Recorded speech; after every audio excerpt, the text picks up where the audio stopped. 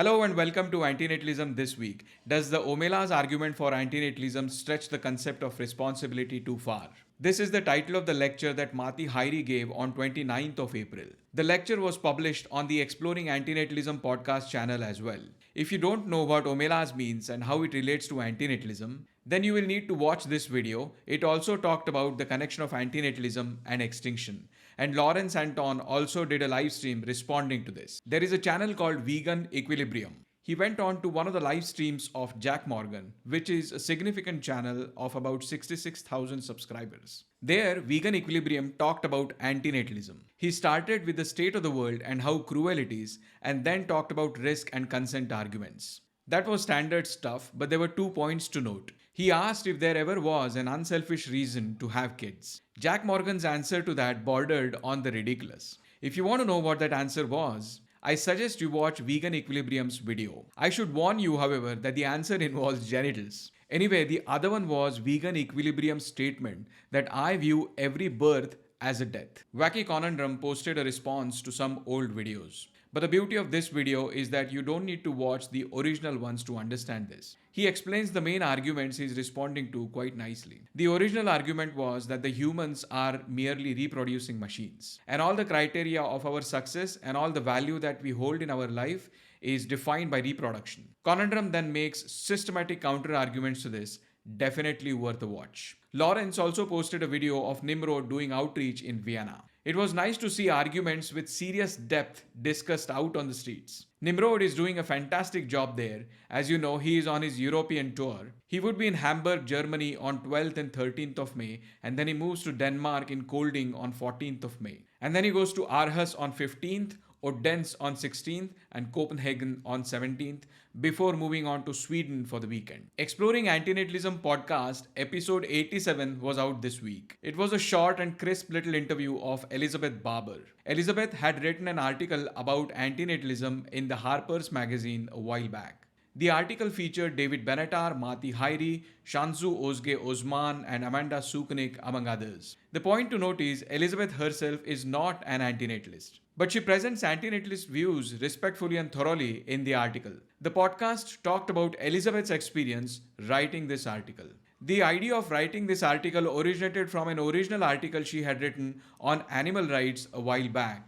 And this is interesting because animals and animal rights are hotly debated topics in antinatalist circles. They also talked about the preparation that Amanda, Matti, and Elizabeth did for this article. Apparently, they compiled a 30,000 word document in preparation. This in itself can be a book, and I hope Amanda publishes that as such on top of her new book, Antinatalism, Extinction, and the End of Procreative Self-Corruption. Which reminds me of the book launch event, which is happening on May 15th, Wednesday this week, on the Exploring Antinatalism podcast channel. There's an article on Medium when misanthropes claim the moral high ground, with the subtitle The Perversity and Incoherence of Preachy Antinatalism. So it looks like an anti-antinatalism article. But unfortunately, it is not available for free. So if there is a way to access this article, please let me know and I'll try to cover it next time. There was an article in the Irish Times. Should you have children? These 5 philosophical questions will help you decide.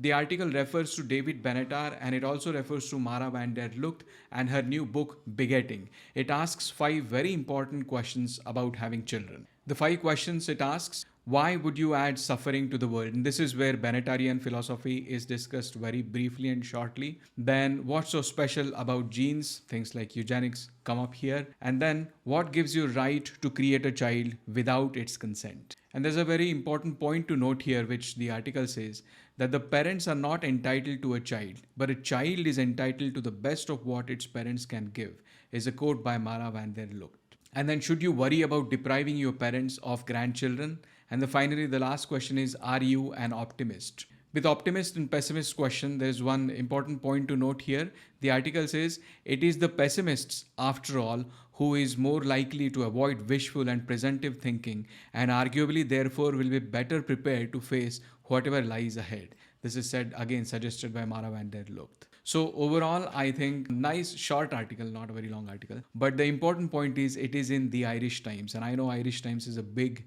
media house in Ireland. So good news. On philosopher1923.org, there's an article called Transcendental Pessimism by Ignacio Moya. The article tries to distinguish between psychological pessimism and philosophical pessimism. It says psychological pessimism is an attitude or a temperament, whereas philosophical pessimism is a philosophical system to explore the value of existence and explain why suffering is everywhere. The article looks at psychological accounts of pessimism, then at the history of pessimism, and then tries to define philosophical pessimism, which it also calls as transcendental pessimism. So the question is, if philosophical pessimism is more than just a temperament, what should it be? To answer that, the author defines three criteria. It should be extensive, meaning it should not be like only one or two philosophers have written about it sometime in the past and that is about it. It should be more than that. It must be consistent, meaning there should be a continued focus on this topic over time. And third, the disagreements and debates on this topic must be philosophically fruitful, meaning people should be acknowledging the work of others. The author looks at German philosophers like Arthur Schopenhauer, Edward von Hartmann, Philipp Mainlander, Julius Bansen, and Olga Plumacher. Schopenhauer proposed that there is an underlying metaphysical will, which causes all the striving and therefore suffering. All other philosophers worked within this boundary. Some agreed to the concept of will, but not a unifying will. According to them, there were multiple wills, while others worked on the interactions of those wills and so on. So these pessimistic philosophers were all working within the metaphysical framework established by Schopenhauer, albeit they were making some tweaks here and there. This satisfies all the three criteria. There are many philosophers who have worked on pessimism. They have a consistent approach that is within the metaphysical framework of Schopenhauer, and they also have disagreements which provides diversity of perspectives towards pessimism. This pessimism can be defined in 4 points. The essence of existence is the will. That will manifests as desires, needs, and ultimately suffering. There is no grander purpose to this suffering, and therefore non-existence is preferable. This view is what the author calls as transcendental pessimism, because it goes beyond the mere representation of the objects that we see. But this is different than antinatalism. Antinatalists don't need a metaphysical framework of will to prove that coming into existence is a harm. But the end result that non-existence is preferable is still the same in both cases. Also, transcendental pessimism is wider, in the sense that it is talking about existence in general, whereas antinatalism is focused on a specific issue, and that is of coming into or bringing somebody into existence. Therefore, the author says that antinatalists are not transcendental pessimists. I agree with some points and I disagree with others. For example, psychological pessimism is different than philosophical and transcendental pessimism. This I agree. But I could not understand why transcendental pessimism has to be equated necessarily with philosophical pessimism. I can think of two views about this. On one view, philosophical pessimism can be seen as a broader term for many strands of pessimism, and transcendental pessimism could be seen as one of them. On another view, philosophical pessimism is a different pessimism than transcendental pessimism. It is a pessimistic view based on the observations of the physical world and the value judgments about it. Why is this important? Because antinatalists generally are not transcendental pessimists in the sense that they don't need a metaphysical framework. But at the same time, their position is not rooted in just psychological pessimism, although some aspects of psychology are to be considered within the arguments for antinatalism.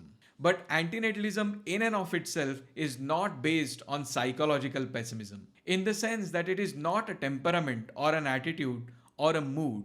One can be a very happy antinatalist.